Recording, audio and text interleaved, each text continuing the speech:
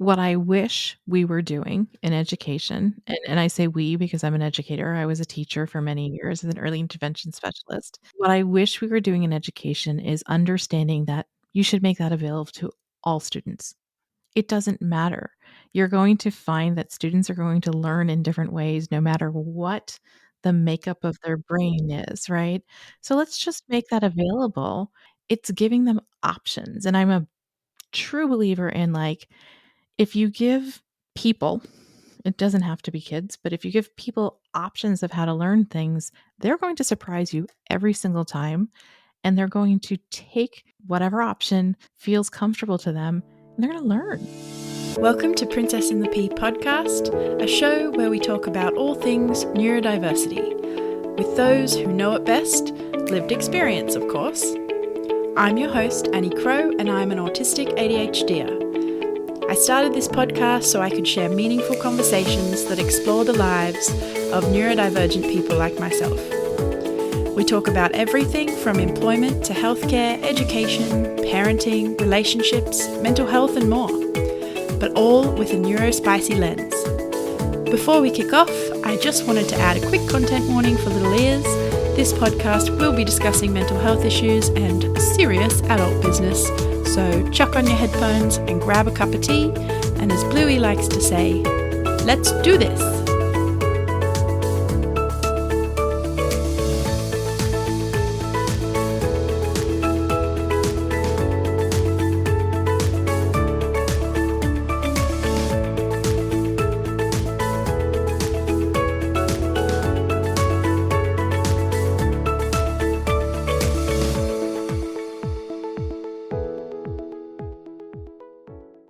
Today's guest is the exceptional human and thought leader, Amanda Morin.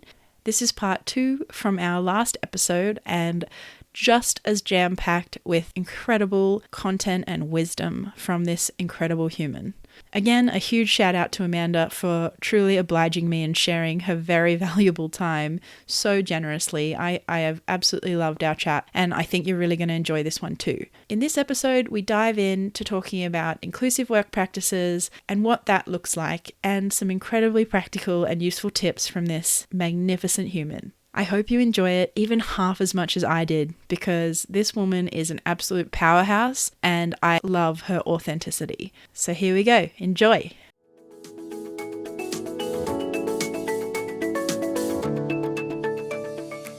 We don't talk about the fact that that's the part of having this kind of disability that is hard.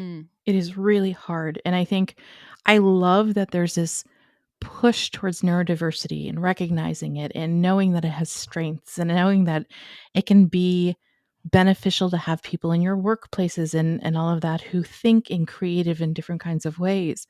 But the flip side of that is we don't ever stop. Exactly. It's a hard thing. It's a hard thing to have that going on all of the time. And that's one of the things that I want people to understand about us, people like us, where there's this component where it's not just the outside world that is hard, it's the inside of us that's hard too, the inside world, and how all of that information processes all the time without filtering it.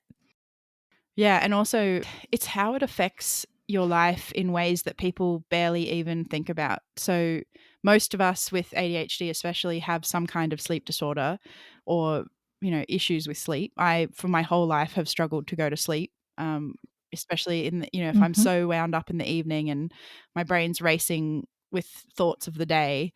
It's so hard to shut down as I was like that all as a kid, but no one really thought anything about it. And then equally, Same. I literally can barely get out of bed in the morning. I'm not as bad as my husband is. He struggles more in the mornings, which makes me feel better. But, as a kid, getting up to go to school in the morning was such a challenge. I actually, in year 8 and 9, I slept through first 2 periods of school for like most of those years. And I'd go in at morning tea.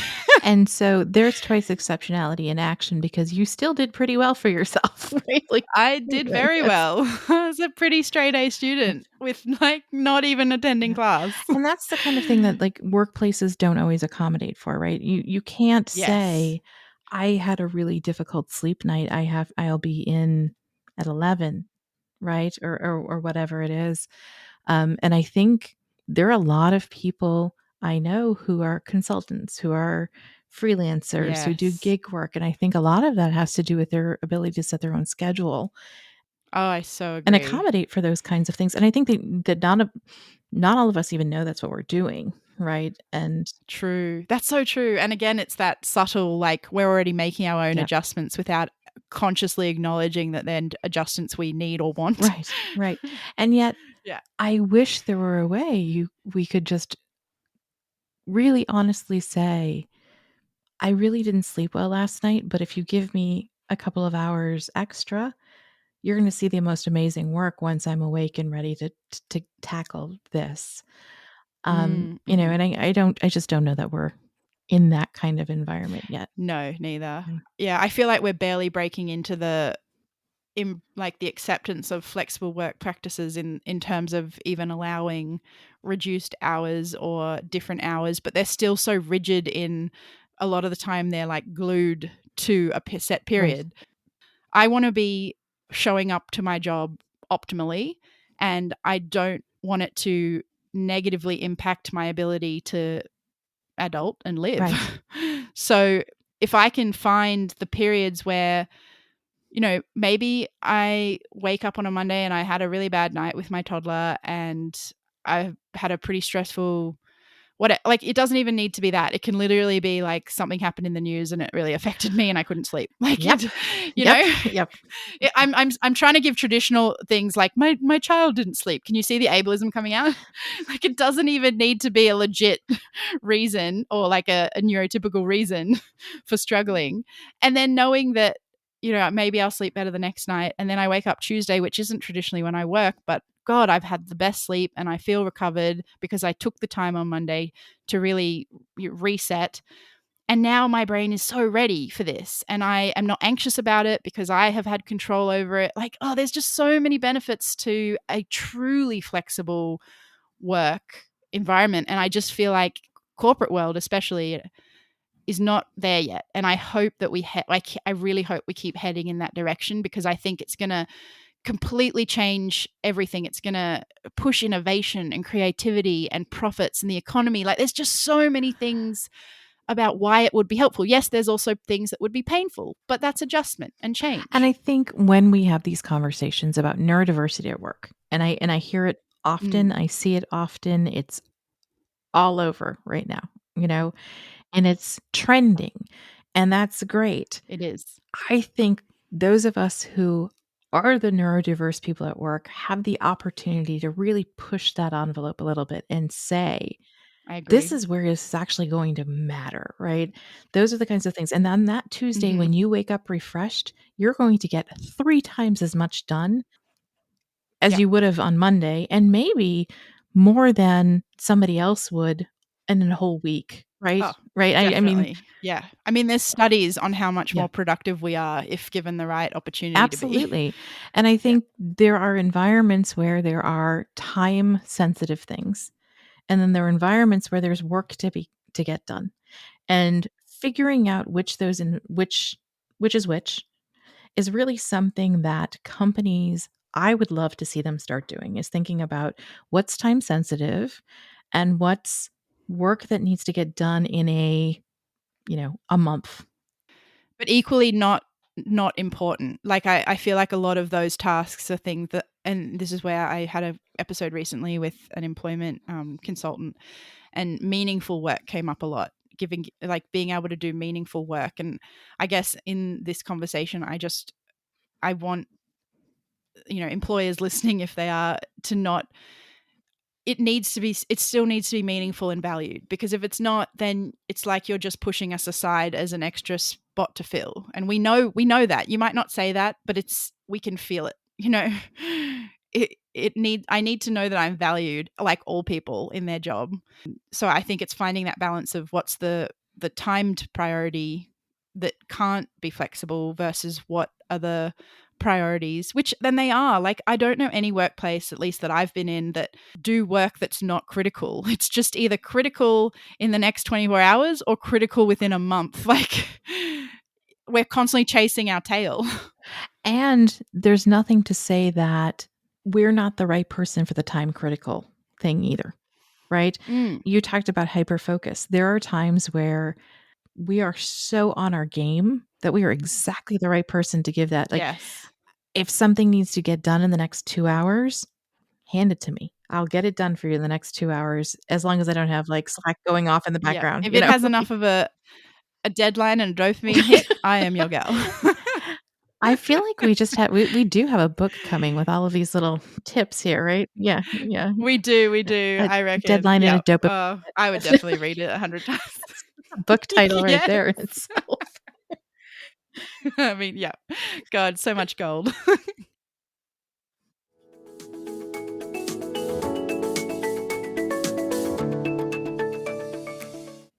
The one thing that's come up recently that I'm sure you've seen is the dyslexic thinking. Mhm.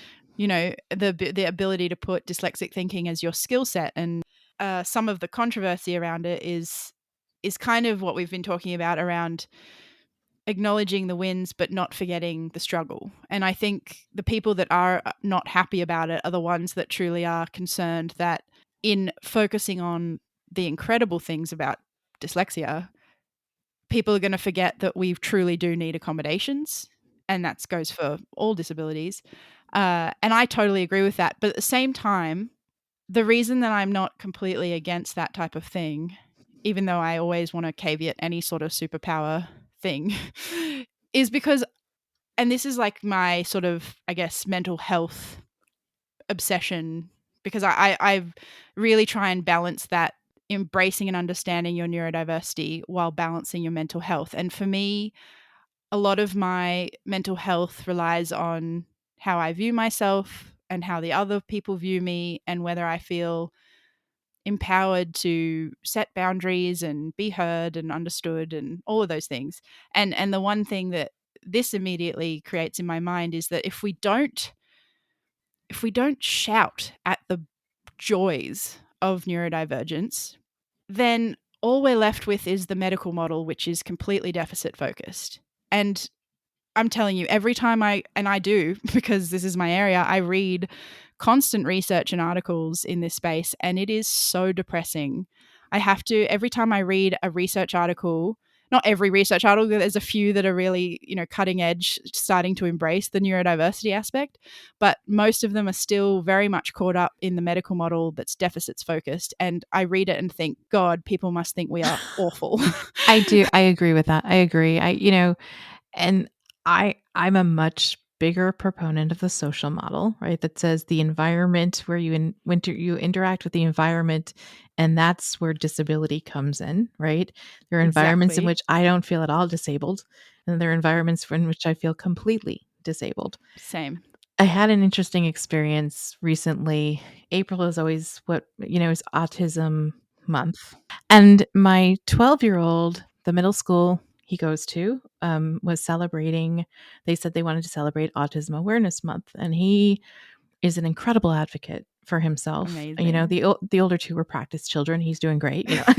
Just kidding. He's a wonderful advocate, and he actually went into the school and was like, "I want you to remember that this is actually Autism Acceptance Month, not Autism Awareness Month, because you're all aware of me.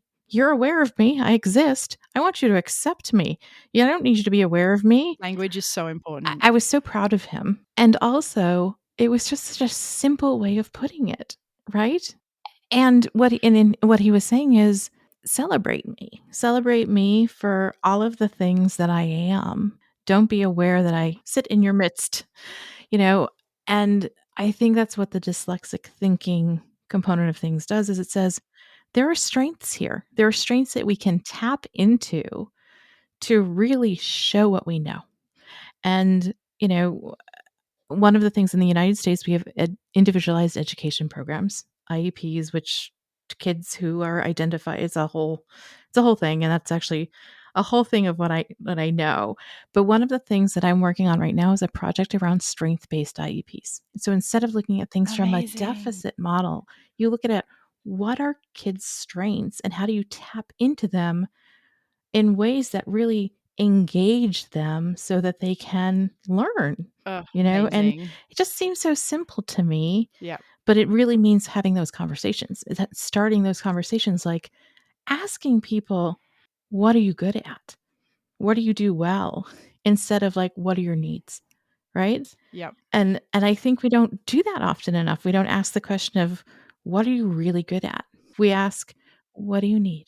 Yeah. I love that you said that because for me, I was very gifted at maths. I'm very good with pattern recognition and numbers, but absolutely shocking with reading and English, basically, which probably surprises people. But I remember as a kid, people are, you grow up and you talk to adults and they're like, oh, what do you like at school? Blah, blah, blah. And my party line was always, oh, I love maths and science is cool and I hate English. But I've never ever been asked why I didn't like English. Now that I know about my dyslexia and my ADHD, especially, unpacking that is very complex for me because so much of why I didn't like English was around my absolute fear of reading anything out loud in class, which happens in English, spelling, which I've always been atrocious at, and I literally it doesn't affect my life now. Autocorrect and Grammarly have like completely negated that as an adult. Change the game. It's changed the game. And it just makes me think if I was given access to that as a kid, knowing that those things weren't something I just needed to learn because I literally can't learn them. Trust me, I've tried. I still struggle with grammar and spelling, especially handwriting it and even typing. I just make silly mistakes all the time. Every time I try to write me, I write my. And like I have these weird things that I've never even thought about. When I was reading about dyslexia, I was like, oh my goodness. What? And it's hard because I'm so hyperverbal. Like I am very good with speaking, always have been, very early speaker. We are definitely brain twins. I was the same way at that age. Amazing. But it's interesting to me because what if somebody had said to you, "How can we use your love of science to help you read?"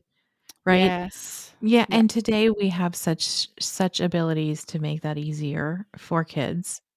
What I wish we were doing in education, and I say we because I'm an educator, I was a teacher for many years as an early intervention specialist.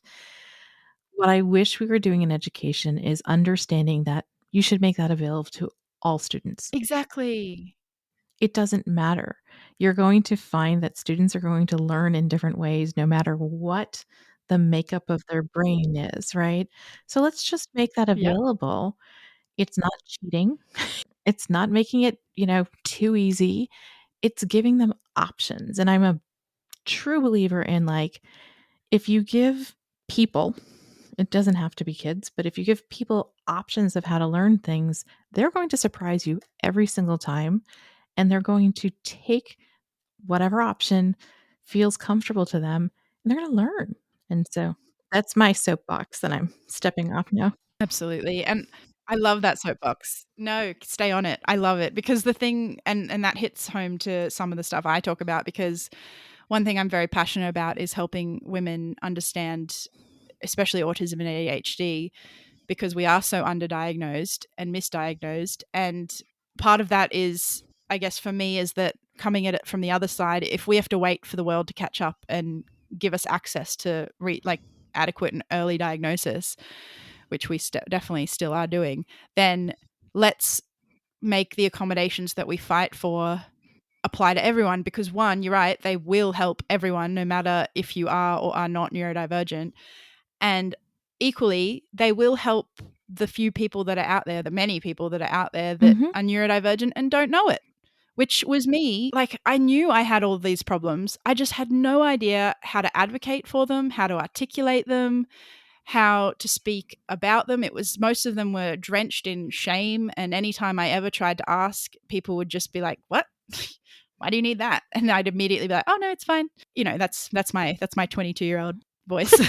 Like, well, I'll do anything. I just was so desperate to not be seen as a burden. And every time I've unmasked, that's the reaction I get is I'm odd or I'm a burden or I'm strange or annoying, like, whatever ableist term you want to name.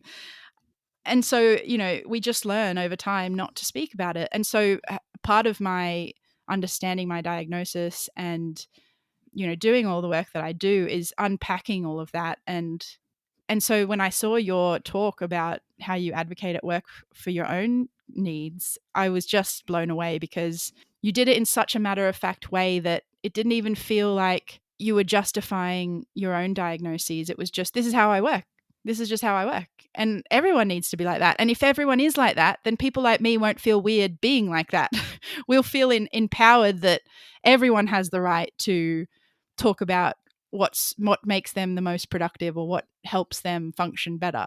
And it's not just a us and them thing. And that's my goal, and that's my entire goal, and what you saw me go through was sort of this document that was communication preferences, the way I work best, the hours that I work best, how I need to process information, all of these kinds of things that are just part of being a human, right? And I think, Agreed. to me, it took me a really long time to realize that speaking up is not the same thing as explaining yourself, right? Like, you don't have to explain why you are who you are. You just have to tell people who you are, Yeah. and that's okay. It's okay to tell people who you are and how they can interact with you. And I don't know what it is that just all of a sudden I realized this is important. This is really important, It is and it's important for everybody. so important. The more we normalize it, the more we normalize the fact that everybody has the right to speak up about what helps them at work, right? And it's not costing any money, No, exactly. and it's probably making stronger teams and people who work better together because they understand each other better. And it saves on conflict, right? Because when somebody knows that I'm not ignoring them, I'm just having a moment where I'm thinking really hard. If they know that about me, or if I know that, like, you're not the person I should talk to about a heavy, important thing at 8 o'clock in the morning, Yes. because, right? My husband would love Those are that. the things. Those are the things that really matter, is Yes. building strong teams who do good work together, right? Or I don't know. And to me, it was matter of fact. It took me a long time to get there. And what I hope is that the rest of the world will catch up, right? And I hope that we can get to a place where people are asking to know how you work best, right? That's what I want. When I interview people, that's what I want to know. There are often times when I do interviews for job candidates, what I'll say to them is, if you need time to process, you just need to tell me. Yeah. And that's fine. Take the time you need. I'll say to people, if there's something you think about after the fact and you want to email me and let Oh, me know, God, you would be the best interviewer. it's about I would love that. I would I love don't that. know. I don't know if I am or not. Well, and also, like, I feel like for people like me, that would just immediately put me at ease and negate a lot of anxiety that I have over masking and over hiding. The fact that if they ask me a question, I might forget within a second what they've asked Right. me. So there are phrases that I think a lot of people can start using, either if you're interviewing or Mm. you're or if you're just, working, right? Yeah. Things like, "Can you rephrase that for me?" And that doesn't say I didn't Mm. understand you. What it says is I need to hear it differently. And I think that that's one of the things I that love that. is in my how to work with me is sometimes I'm going to say to you, "Can you say that in a different way?" That's not me saying there's something wrong with me or you. It's just saying we didn't connect. And I think it's about finding those neutral ways. The other phrase I use a lot is, "Can I ask a clarifying question?" Oh, I love that. Or I'm going to, I have Yeah. some I have clarifying a follow-up. questions. I have a follow-up, right? That's so good. You know? Yeah. And I think that one of the other things I would always encourage people to do is realize you're not the only person in the room who probably has that question. Yeah. And if you're the one who's brave enough to ask it, you're going to get 16 emails after the big meeting where people are like, "I'm so glad you asked that question because I had no idea either."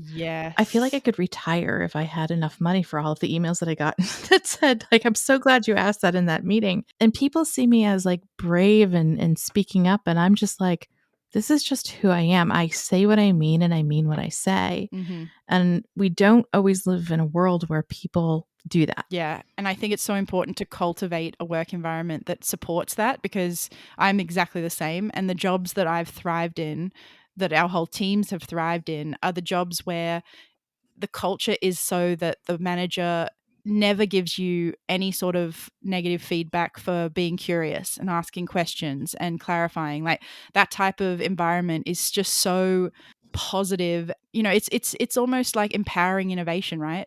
Getting people to feel safe enough to ask the hard questions and be Yeah. curious and not just accept the status quo because it's how it's always been done, which I think is the worst excuse for things. Absolutely. Though this is the way we do this is not No, a reason. It's just a exactly. statement, right?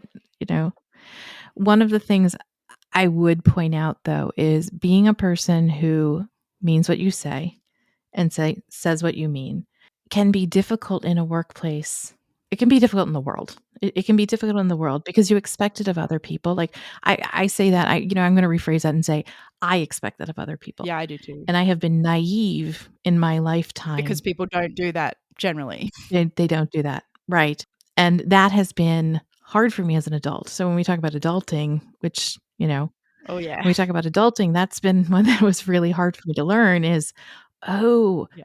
that's not the way everybody works. Sometimes they're thinking something else when they say this thing, and that's hard for Yeah, me. which is mind-blowing. I know, right? Yeah, how are we supposed to read their mind? And to be honest, I do a lot of mind reading, which is a term in mental health that's not very like it's an adaptive thing, right? Where you are trying to read someone's mind. And I think the reason why people like me are very vulnerable to that type of thinking pattern is because we've been forced to really try and read minds because we're not intuitively able to.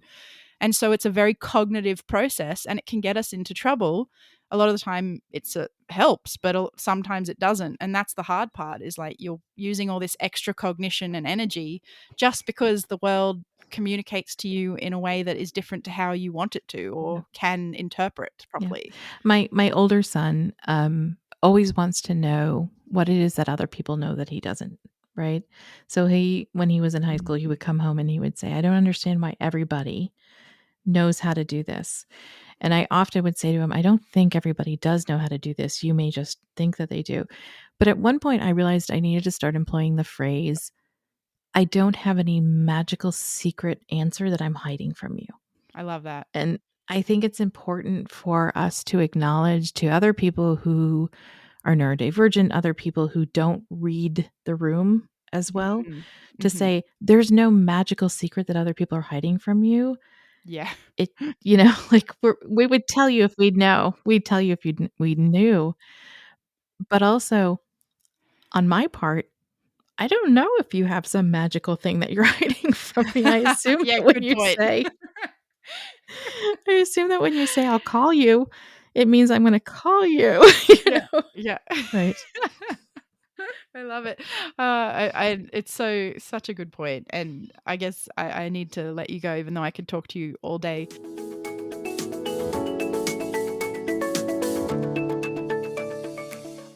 The last thing I guess I really want to ask you about, and we have touched on this, but I just wanted to sort of highlight it and basically in terms of everything we've been saying is I guess the underlying thing, the unsaid thing of and this is what was the thing you called it, the spiky or Oh, the asynchronous development, the the uneven. uneven, yeah. Because for me, something that I think is hard for people to understand, especially because there's just not a lot of information out there about gifted and twice exceptional people like us, is how do we? I mean, if I think about myself as a teenager, and or even a younger, but let's just focus on teenager. It was very hard. It's hard for all teens to find their identity and figure out, what they're good at, what they're not so good at, and what they want to do, and all of that jazz. That's a universal thing. But as an undiagnosed neurodivergent teen, something that I wish I had some kind of access to would be the knowledge that the things that I struggle with don't outweigh the things that I'm good at. Because I guess in my black and white mind, I was very much, I couldn't understand how I could be so good at things with no effort and then struggle so desperately with other things. And as a kid, I just couldn't believe that the good side of it was the truth because I kept having examples where it wasn't. And, if you have to pick, then obviously, well, not obviously, but maybe I'm a bit more pessimistic or negative.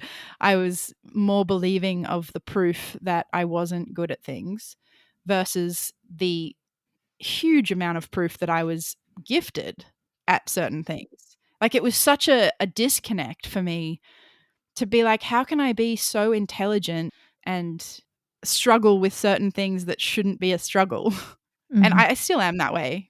But I mean, I understand it now. And yet it's still hard. It is. Because even just hearing you talk about it now, using the phrase "things that I shouldn't struggle with" Mm, is interesting to me because they just are things you struggle with, right? true. And I hear you. I don't wanna negate that experience for No, no, you at no, but all. it's such a good message because we hold ourselves to other standards as well. And when I can tell you all of the right things to say, but it doesn't mean I feel it on the inside. I just wanna say that out loud for Yeah, anyone who's yeah, listening because I'm my own harshest critic. I just went back into consulting and I was telling same. somebody today, my boss is so hard on me. And they were laughing. And I was like, I'm my own boss, just in case you didn't know that. I'm my boss now and I'm really hard on me. Right. Yeah, the What hardest boss, I get it. I want teens to know. It's interesting. I think about it with my own kids, right? Because I have kids who I have raised into adulthood. I have one who I'm still raising into adulthood. And what I want them to know is you don't have to be good at everything. You don't have to be. So true. There can be things that you love and be really not great at, and that's okay too, right? We don't have to be great at everything. It's when it gets in the way of you feeling like you're living the life you want to live, Yeah. then that's when it's worth saying to somebody, "This is really hard for me. Is Yeah. this hard for everybody?" And I think that reality check is really important to be able to say to somebody, "Is this something that's hard for other people? Yeah. Or is this just hard for me?" And sometimes it's not your parents, right? No. And sometimes it's not your friends. Sometimes it's just like that one person that you trust out there in the world to be able to just say, "I'm gonna be really vulnerable for a minute and say, is this supposed to be this hard?" Yeah. And the answer may be, "Yep," you know, Yeah. or or the answer may be no, right? And I think it's important to realize, like, you don't have to be great at everything, I agree. but that's really hard, especially for people who are twice exceptional to realize, Yeah, because we are great at so many things. exactly. And then the things that we're not great at feel even more like a failure because they're just Yes. so on the opposite end of what we're used to. And I don't wanna sound like I'm trying to be like, "Oh, I'm so talented. I don't like it when I'm not." It's not that. No, It there's something really specific here though that I would like to try to explain because I think it's really Yeah, important. please do. You talked about um I like that you talk about maths and science. We talk about math here. So I love hearing maths. Oh, love it. And math is very, very hard for me. Very hard for me. And my husband is wonderful and I can't tell my left from my right. Oh, I can't I either. still can't, you know? I can't tell my left from my right. I don't judge distances at all. I have very weird visual spatial kind of Same. stuff. So when we're parking, he's like, "You have this much space." I'm like, "I have no idea whether that's like an inch or that's like I don't know what that is." But I'm always like, there are things that I just can't understand that are mathematically based, and I'm so angry at myself all the time that I can't understand them. And like I'm not going to because I know I can't because that's the way my brain is wired. It's just not going to grasp this. And that's okay because I don't work a job where I need to know that. I don't do anything in the world where I need to know how to calculate Pythagorean's theorem. I don't need to know that. And yet I'm so angry at myself so often that I can't get it. And I think that's the part that I want people to understand is that, and like you can see my, but the Yeah, listeners yeah. can't. I have my fists clenched and I'm like Yeah, really, yeah. I'm doing Like, this, yeah, like yeah, I'm so really mad, yeah. intent here. Yeah, yeah. It's a very intense feeling to know, It like, is. and yet I could go write a book and have Mm. more than once. Yes, I could exactly. go write a book and I could have it published and it's on bookshelves.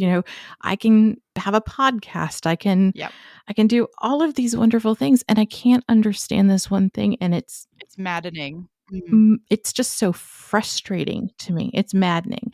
And I think that that's really important that we are so metacognitive. We're so aware of our Yes. own thinking that Yes. we don't understand why we can't think about this thing. Exactly. It's like, why can't I logic my way out of this? Because for me, I have literally invested years of trying to figure out my adulting skills around, feeding myself and my family.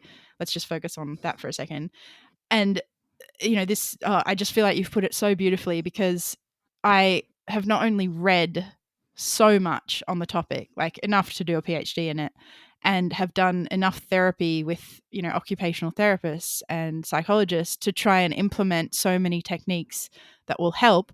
There is literally nothing. There's a few things that have made it a little bit easier, but there is nothing that has overwhelmingly made me okay at dealing with this. And it's very recent for me that I'm starting to realize that maybe I just need to accept that this is not a skill of mine, no matter how much I try to develop one, and that I'm better putting my actual skills that are much more effortless into use and getting support in those areas. And that's where I think you're right. You don't need maths. I mean, we live with technology. You're not a mathematician. Cool. You don't need maths. But we need to eat. So I guess the thing that I want to hone in on is, I completely agree that we need to, embrace the stuff that we're good at and not be as upset by the stuff that really is a struggle. But then there's that middle layer of, and you said this exactly with, does it affect where you want to go, right? Is that there are the things that you aren't maybe so good at that are actually still really critical for you to doing the stuff that you are good at. And I guess the message that I'm starting to learn from my own therapist is, like I had an appointment with a dietitian the other day, and I was saying, oh, I really need to like get better at meal planning and cooking at home and things I've been trying to do for years, right? And she was like, why? And I was like, what do you mean why? And she's great. She's actually autistic, and is the I yeah, she's amazing, because she's one of the first therapists I've ever seen that, and to be honest, most of my neurodivergent therapists are like this, that instead of just consistently trying to fix everything, they actually sit back and question how much of this needs fixing versus support. And that's where I think the key is around the disability, right?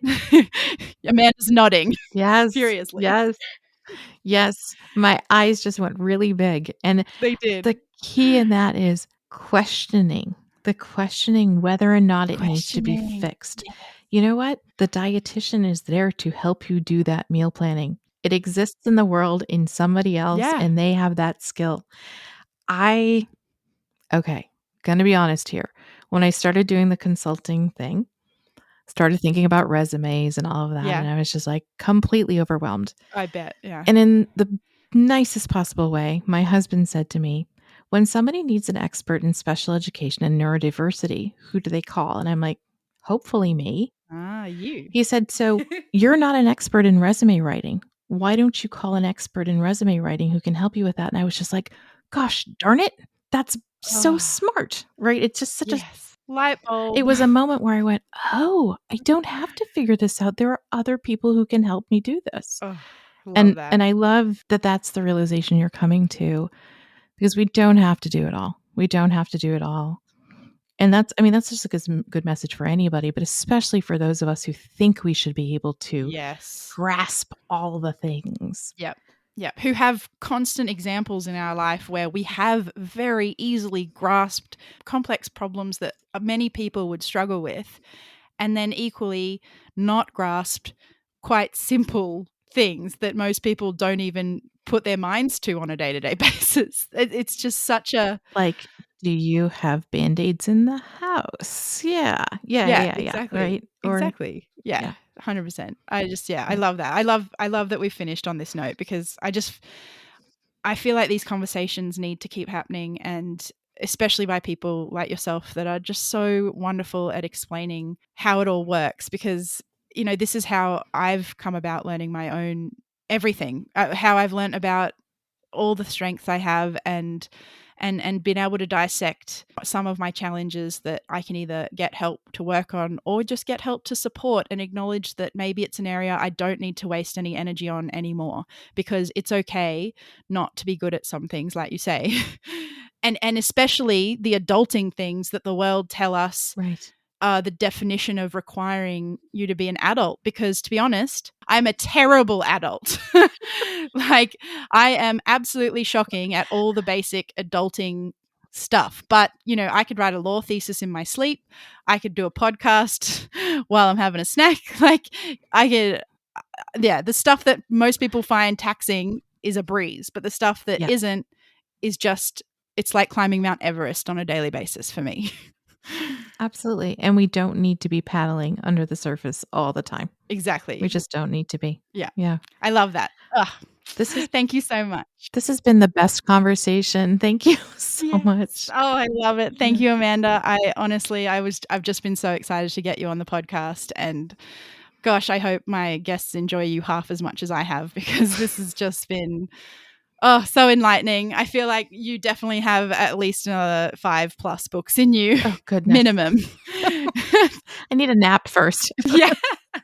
Because you're just full of incredible, incredible lived experience, along with your amazing background in education and the disability sector. It's such a wonderful variety of knowledge that it's so hard to find that combined. And I absolutely love all the advocacy that you do, and how open you are with your own journey, which is exactly, I guess, how I'm trying to be, because I know that even though it's hard for us, it helps us accept ourselves, right? But equally, and more importantly for me, and probably you, is that it helps others that we know are out there just like us, that desperately need to hear this, just so they can have better lives themselves. Because I would give anything to listen to these conversations when I was in school. Me Anything. too. Yeah. We're paving the way. We We're are. paving the We way, are. and I'm so glad that you're doing it with me and the world. Thank you. Thank you, Amanda. Thank you so much for inviting me. This has been great.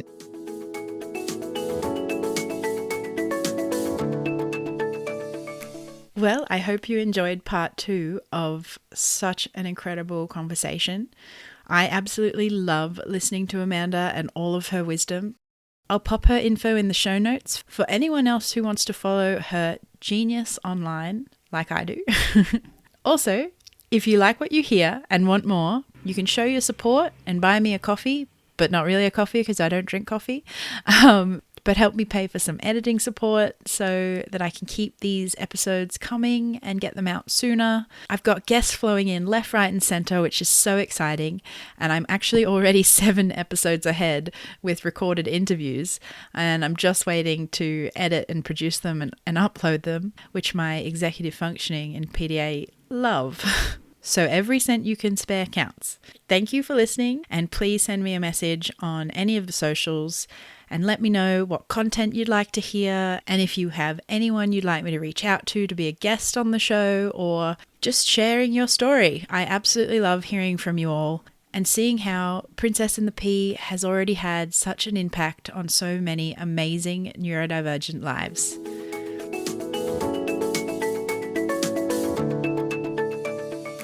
For those who are new here, I created this podcast as a platform to talk to incredible neurodivergent humans and our allies about how we show up in the world and how we can make a more neuro-inclusive society. I only found out about my own neurodivergence at 28 years old, a few years ago now.